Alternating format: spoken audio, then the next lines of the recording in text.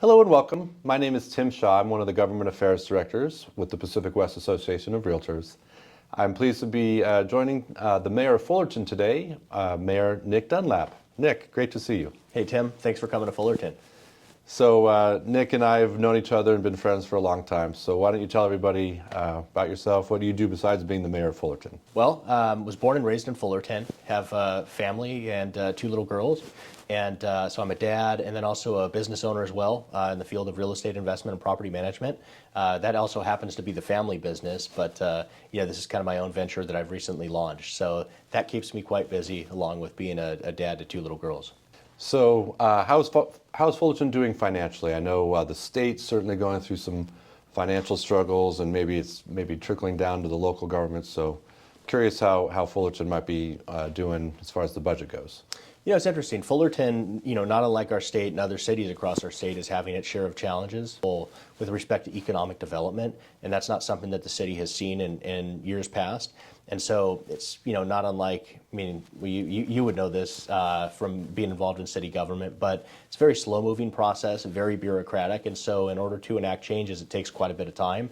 And so we've tried to kind of set the ship in motion by doing a little more forward planning and getting kind of some goals with respect to our own, economy and how we want to grow that. We're very fortunate to have right now over $1.5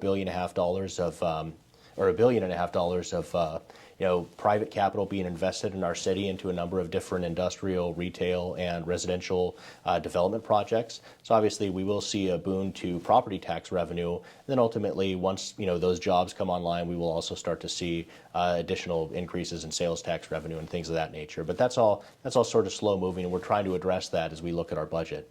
Great. When I think about Fullerton, I think probably a lot of people, we think about the terrific schools, obviously the great public schools, the great high schools, and Fullerton College, Cal State Fullerton, Hope University, who have I forgotten? So there's so many educational opportunities in Fullerton. So how are the schools doing here? Well, we are known as the education community for a reason. So I'm a product of Troy High School, and they continue to do well. But the interesting thing is, we are seeing that our high schools, Sunny Hills, Troy, and also Fullerton, are all doing well. They've all got specialized programs where they try to focus on different programs and components to attract students from across the city. They've got a pretty healthy inter-district transfer policy that allows kids to transfer to other schools based on not just their home school, if you will. So, but K through 12 were award-winning. And so, many of our elementary schools as well. We've got blue ribbon schools. There's just a lot of different exciting programs going on. There's multi-age programs at both Orangethorpe and also Rolling Hills. There's the GATE program, obviously, that I know other districts have as well. But they're always looking for ways to innovate, to continue to push kids to learn and excel. And as you noted, that doesn't just stop at K through 12. We've got obviously Ketchum University as well. The optometry school, Fullerton College, of course Cal State Fullerton, and then Hope International. So we're very, very fortunate to have some really great schools in our community. Well, as I was mentioning to you, my wife is finishing up a credential at Cal State Fullerton, and my dad graduated from Cal State Fullerton, so it's a great school and in my family very much, so appreciate that. Great baseball program, too. Yes, great baseball. Yeah. We love going to the games. Yeah. So we need to ask about housing, of course. I know we got a big project going on Euclid, redeveloping the shopping center that had been there. So what can you tell us about that one? Sure. So Rosecrans and Euclid, that was known as the Shop Off project, I think, for a number of years. Shop Off Group had gone through the entitlement process. They acquired the land and then ultimately sold that to Lennar, who is going to continue with their plan to build out a number of different detached and townhouse type units there. So those will be for sale. We were able to work with Shop Off at the time to preserve some retail there as well. So that corner will retain, I think it's about 30 to 35,000 square feet of retail space in addition to the new residential that'll be going in. Any idea when that might be done? They received their entitlements, and I know they recently, probably in the past 6 months, I think, completed the sale to Lennar. My time could be off there, but it's my understanding they intend to move forward with it, in the short term.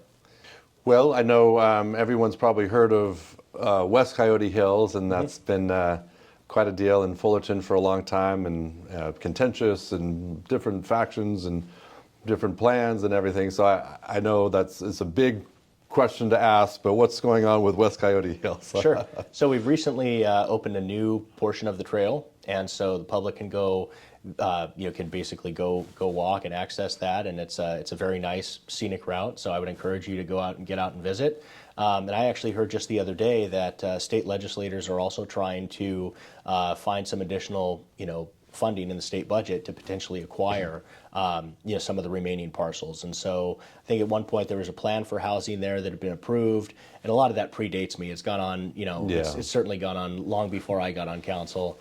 But I know that's something they're working on as well now. So there's the idea, I think, floating around that it could potentially become some sort of a state park. Obviously, we've all seen what's going on with the state's budget, so I don't know that that's that's a sincere possibility, but that's something I know that's been floated as well. Okay. Any other housing projects that I'm not asking you about? So the city has, not unlike other cities across California, we've had to go through the Surplus Land Act on a few sites that were, formerly owned by the redevelopment agency and were sold for development. So one of those happens to be on West Commonwealth. It's approximately 60-unit affordable housing complex. It's a family housing complex that'll be coming online. I believe that one is going to cater to folks who are in the 30 to 80% of AMI range. So it'll have very low, and then moderate or middle income housing there. And so that's on West Commonwealth, soon to break ground. There's currently a larger, it's purpose-built student housing taking place right at Chapman and Commonwealth, so right by Cal State Fullerton. So that's underway, and I know they're looking to deliver ahead of the 2025 lease-up season. So they're working away on that. I think, the one interesting thing, we've also seen a lot of, not residential, but industrial. We're starting to see some retail development and retail development and also redevelopment come back to town, which is also exciting as well, because I think, especially for a lot of folks here in town, they've seen these, the RENA figures that we were kind of stuck with, over 13,000 units, which is a substantial, amount of units, especially for a city like Fullerton that's already so built out. And so, unfortunately, that also kind of was sort of imposed on a prior council, and so we've really tried to figure out ways that we can, that we can balance, and have really tried to do that as a council.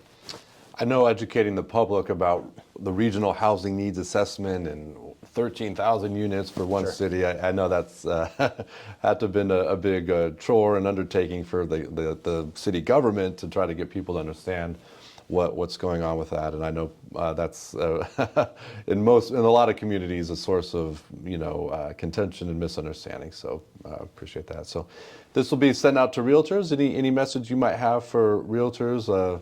Anything they should know about Fullerton, or a message you want to share with them? I think really for me, Fullerton is a great place to live. Obviously, I was born and raised here, so I'm partial.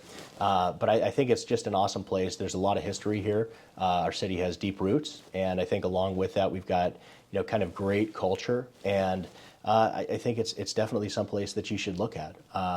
We are, just kind of by the numbers. I mean, we've got about 140,000 residents, about 22 square miles, over 53 parks. We've got an expansive trail system, and I think it's a great place to own a business. It's a great place to live for all the reasons we've discussed herein, including our schools. So you should definitely check out Fullerton. Well, thank you. Yeah, it's a beautiful city. You have a lot to be proud of. So, Mayor Nick Dunlap, thank you for taking the time to talk with us, and we will see you all next time. Thank you.